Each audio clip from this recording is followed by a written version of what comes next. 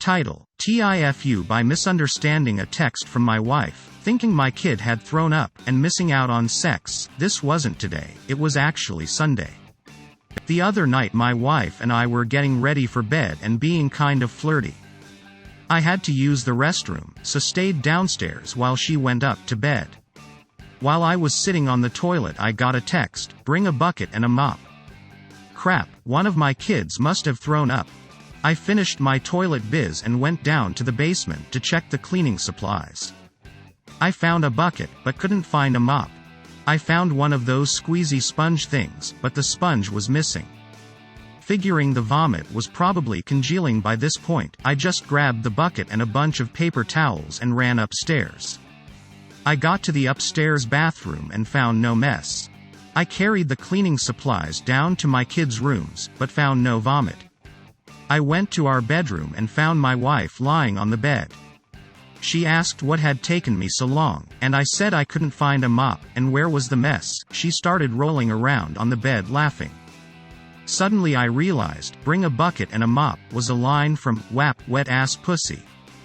My wife had been in the mood, and I had spent 15 minutes looking for a mop in the basement.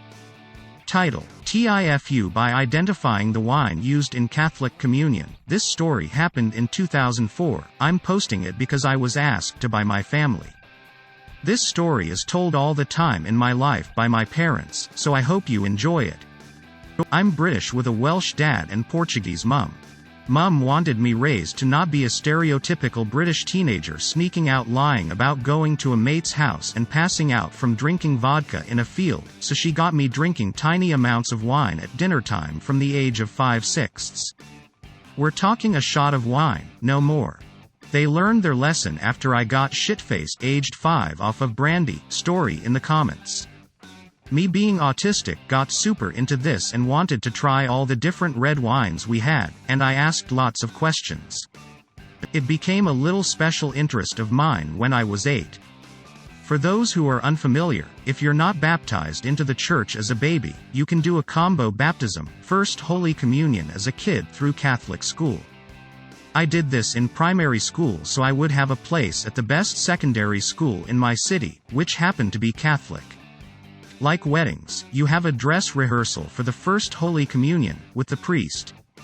It's a whole goddamn mass, except instead of 300 people in the big-ass church, it's the 10 or 20 people in the ceremony and family, godparents to be as well.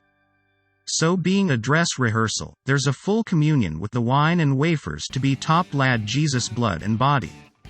I was being so good at being a normal kid during the ceremony until this part. Then it was special interest activation mode. See, the priest doesn't really expect kids having communion to drink the wine, they expect you to hold the goblet and give it back. Well, not me, and not this time. I swirled that goblet, sniffed it, said, "Wait, this is familiar," had a sip, shrieked, and turned to my parents jumping yelling, "Mum, Dad, this is Blossom Hill. It's that Grenache we had last week." My parents have never been so fucking humiliated in their lives. We bailed the rehearsal, was told to be silent during the real one, and shortly moved churches. I think the priest thought I had the devil in me and was some alcoholic kid, because the bastard tried to drown me during the official baptism, and there's a video of me coughing my guts up LMAO. TLDR, my parents got me, an autistic kid, to develop a special interest in wine which bit them in the ass when I got baptized and had my first communion at church. Edit. Due to a comment bug, the brandy story is an addendum here. Brandy story. When I was 5, I kept getting recurrent bronchitis. It lasted over 6 months, the antibiotics just weren't curing it and they had to keep getting stronger ones. It tasted of fake banana and the texture of it was giving me autistic meltdowns. My dad could not rationalize a 5-year-old to keep taking the antibiotics, so he started experimenting to try and make it palatable. First he added sugar. Still gross. Then fruit squash. Still gross. Tried another batch with fruit juice. Even worse. At this point he was losing the will to live and probably losing interest in me living, and so desperate times call for desperate measures. The final form of this ring of fire bronchitis medicine, the secret ingredient, brandy. Title: TIFU by telling a cop not to flatter himself. So, this happened a few years back, but I was at our wedding venue checking things out when my wife, fiancé at the time, called and said she'd meet me at the restaurant per bar around the corner for dinner. I wrapped up what I needed to do and left for the bar. It wasn't a mile away, in a rush and not really thinking. I got in my car and left.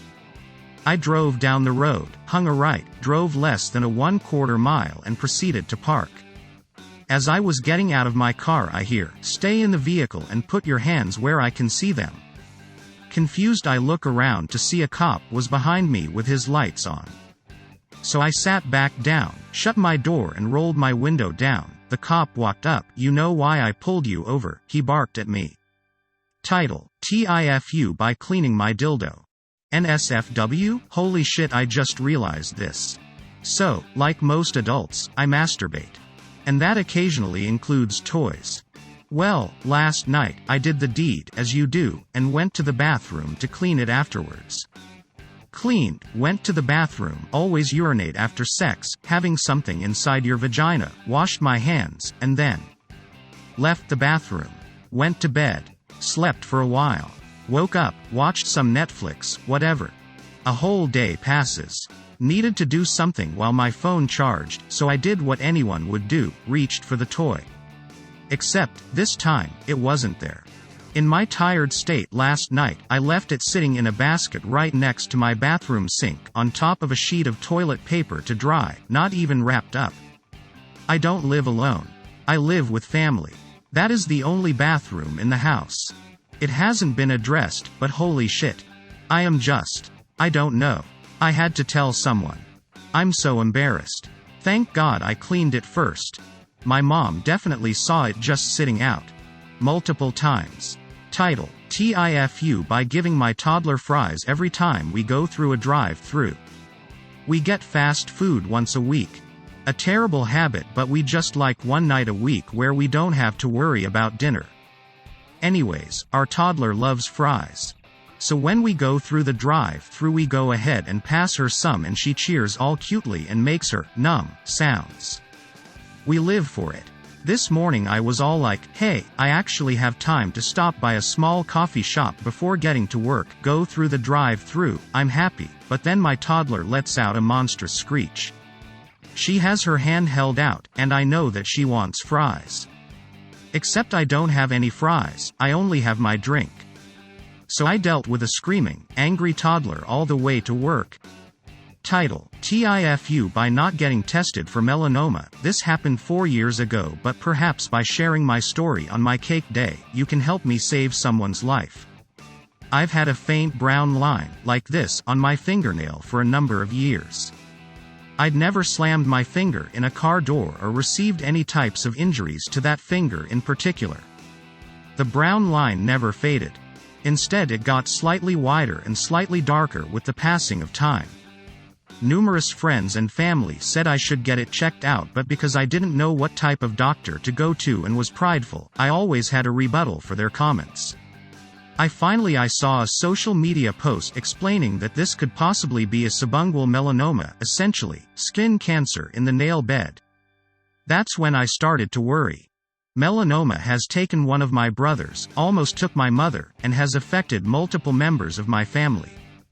My sister had a silver dollar-sized piece of melanoma removed from the top of her head, and another brother had to have a piece of his ear removed. In my case, the doctor wasn't even sure it was a subungual melanoma. I shared my family history with melanoma and insisted we at least do a biopsy to tule it out. I had this feeling in my gut and I'm glad I went with it.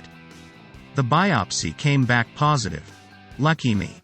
We first tried removing the nail bed and grafting a piece of my arm to the spot, but as it was healing, small fragments of fingernail continued to grow through the graft.